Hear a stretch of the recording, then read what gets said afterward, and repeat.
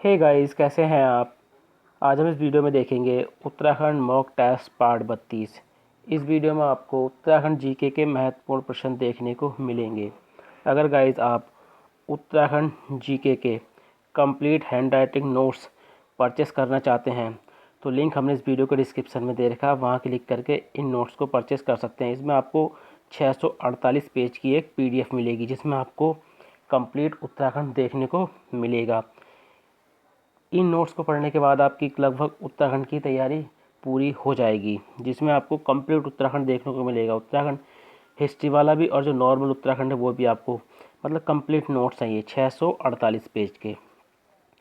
तो लिंक हमने इस वीडियो के डिस्क्रिप्शन में दे रखा, आप वहाँ क्लिक करके इसकी PDF को परचेस कर सकते हैं। गाइस, अगर आपको वीडियो अच्छी लगती है तो वीडियो को लाइक करें, कमेंट करें और वीडियो को शेयर करें। चलिए ज़्यादा टाइम ना ख़राब करते वीडियो को शुरू करते हैं। तो आज का पहला क्वेश्चन है, किस वर्ष अल्मोड़ा में इलवर्ट बिल के समर्थन में एक सभा हुई थी। तो देखिए, अल्मोड़ा में जो इलवर्ट बिल के समर्थन में एक सभा हुई थी, ये हुई थी 1883 में, यानी ऑप्शन डी हमारा सही है। इसके अध्यक्ष थे बुद्धि बल्लभ पंत। कौन थे इसके अध्यक्ष? बुद्धि बल्लभ पंत।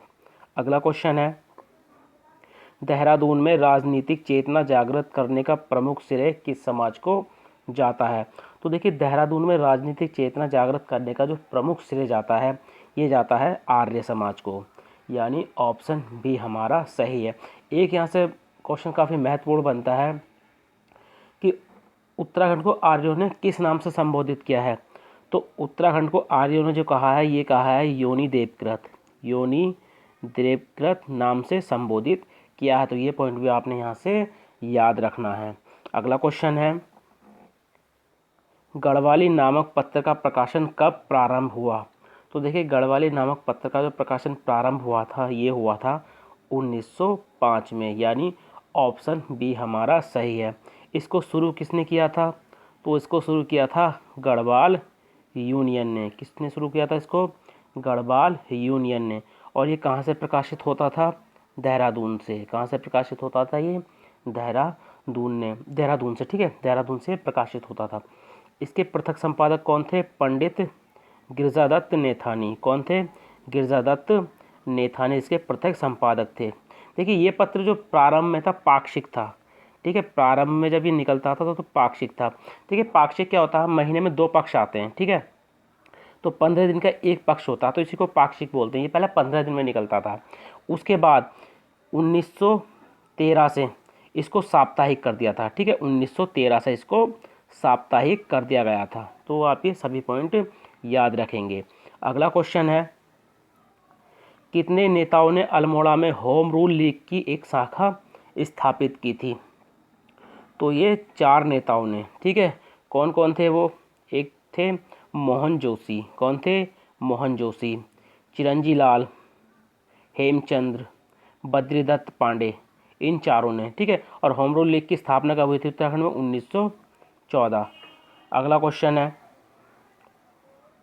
स्वामी विचारानंद सरस्वती ने देहरादून में होम रूल लीग की स्थापना कब की थी। अगर ये देहरादून में पूछता कि देहरादून में होम रूल लीग की स्थापना किसने की थी, होम रूल लीग की, तो स्वामी विचारानंद सरस्वती ने। कब की थी? तो 1918 में, यानी ऑप्शन डी हमारा सही है। अगला क्वेश्चन है, कुमाऊं परिषद की प्रथम कल्पना अल्मोड़ा अखबार के किस अंक में प्रकाशित की गई।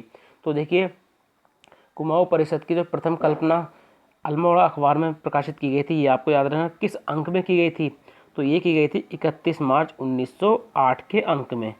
अब बात करें कुमाऊं परिषद की स्थापना कब हुई थी, तो 1916 में। अब कमेंट के माध्यम से बताइए कि इसका कांग्रेस में विलय कब हुआ था। अगला क्वेश्चन है, कुमाऊं परिषद का नेतृत्व गरम दलीय विचारधारा के हाथों में किस वर्ष चला गया था। तो देखिए, कुमाऊं परिषद का नेतृत्व जो गरम दलीय विचारधारा के हाथों में चला गया था, ये गया था 1919 में, यानी ऑप्शन डी हमारा सही है।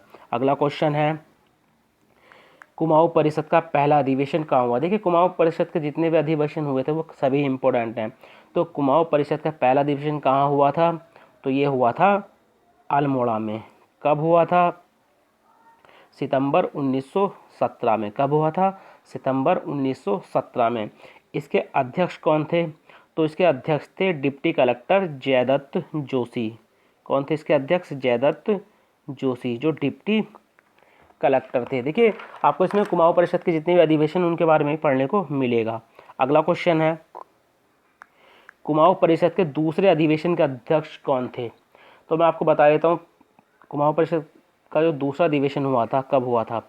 24 से 25 दिसंबर 1918 को। ठीक है, कहाँ पे हुआ था? हल्द्वानी में। कहाँ पे हुआ था ये? हल्द्वानी में। तो इसके अध्यक्ष कौन थे?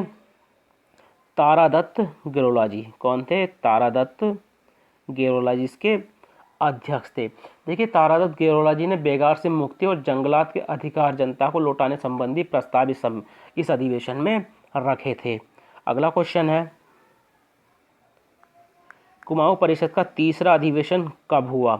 तो देखिए कुमाऊं परिषद का जो तीसरा अधिवेशन हुआ था ये हुआ था अक्टूबर 1919 को, यानी ऑप्शन सी हमारा सही। अगर फुल डेट पूछता है तो 22 से 24 अक्टूबर 1919। स्थान की बात करता है तो कोटद्वार। ठीक है, कहाँ पर हुआ था ये? कोटद्वार में। इसके अध्यक्ष कौन थे? राय बहादुर बद्रीदत्त जोशी। कौन थे? बद्रीदत्त जोशी। और इनका स्वागत अध्यक्ष, इस अधिवेशन के स्वागत अध्यक्ष थे वो कौन थे? कुमाऊं के दूसरे अधिवेशन के अध्यक्ष कौन? तारादत्त गेरोला जी इसके स्वागत अध्यक्ष थे। अगला क्वेश्चन है, बद्रीदत्त पांडे प्रथम बार बाल गंगाधर तिलक से कब मिले? तो देखिए बद्रीदत्त पांडे बाल गंगाधर तिलक जी से जो मिले थे वो मिले थे 1905 में प्रथम बार। ये लगभग इनसे 4 बार मिले थे। ठीक है, ये इनसे 4 बार मिले थे। पहले 1905 में, दूसरी बार 1916 में, तीसरी बार 1917 में और चौथी बार कब मिले थे? 1919 में। जब 1919 में चौथी बार इनसे मिले थे तो इन्होंने इनके चरण स्पर्श किए थे और कहा था इनसे कि अब मेरे 4 धाम की यात्रा पूरी हो गई। ठीक है, तो देखिए जो ये 19 वाला जो है 19वां, ठीक है, 1905 में जब मिले थे तो 21वां, याद रखना यहाँ से अधिवेशन आते हैं, किस अधिवेशन में मिले थे? तो 21वां, ठीक है, बनारस, याद रखेंगे, बनारस कांग्रेस अधिवेशन हुआ था 1905 में, तो प्रथम बार इसमें मिले थे। 1916 में हुआ था 32वां, ठीक है, 32वां लखनऊ कांग्रेस अधिवेशन। कहाँ पे मिले थे? लखनऊ में। चारों याद रखेंगे आप। उसके बाद 17 में कौन सा था? 33वें नंबर का। फिर ये लगातार मिले थे। ठीक है, 33वां कहाँ पे हुआ था? कलकत्ता में। उसके बाद 1919 वाला जो होता है 35वां हुआ था। कहाँ पर? अमृतसर में।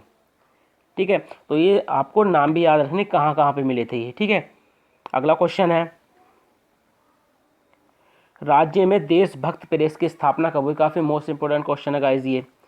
राज्य में देशभक्त प्रेस की स्थापना कब हुई? तो देखिए देशभक्त प्रेस की स्थापना हुई थी अक्टूबर 1918 में। अगर फुल डेट की बात करता है तो 15 अक्टूबर 1918 में। इसके संस्थापक देखिए बद्रीदत्त पांडे हैं। इसके संस्थापक कौन हैं? बद्रीदत्त पांडे। बद्रीदत्त पांडे इसके संस्थापक हैं। इन्होंने किसकी सहायता से देखिए इस प्रेस की स्थापना की थी? तो एक थे गुरदास साहा। कौन थे?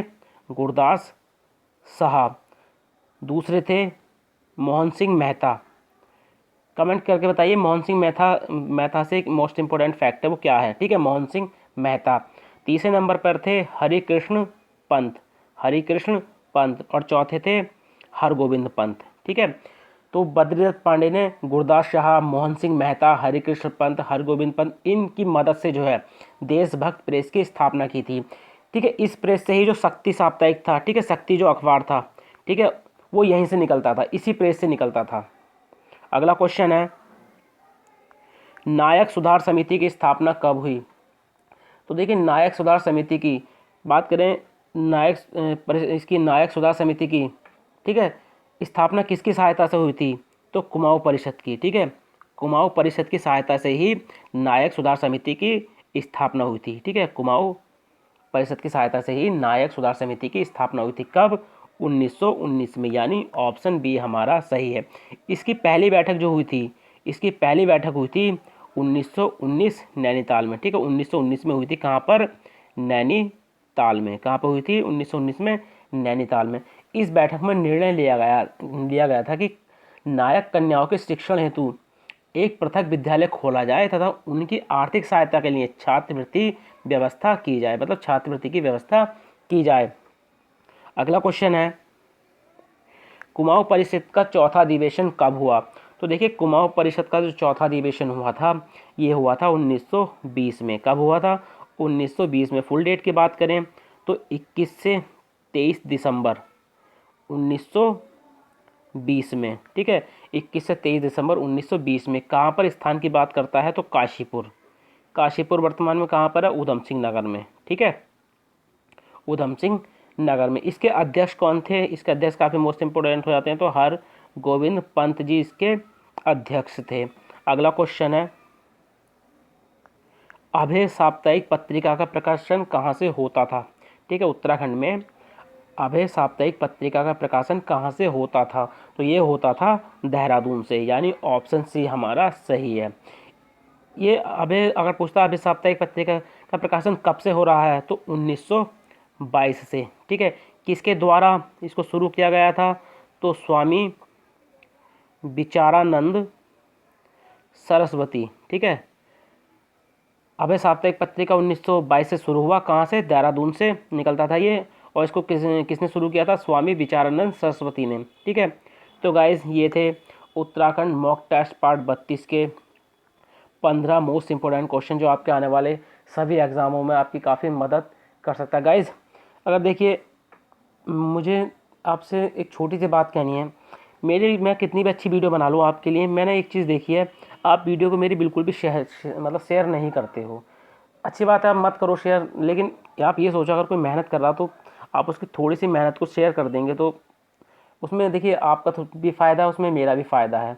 तो प्लीज़ आप देखिए, अगर आपको वीडियो 1% भी अच्छी लगती है तो वीडियो को दूसरे बच्चों तक ज़रूर शेयर करें, ताकि वो भी इस वीडियो से जुड़ सकें। चलिए, मिलते हैं अपनी नेक्स्ट वीडियो में।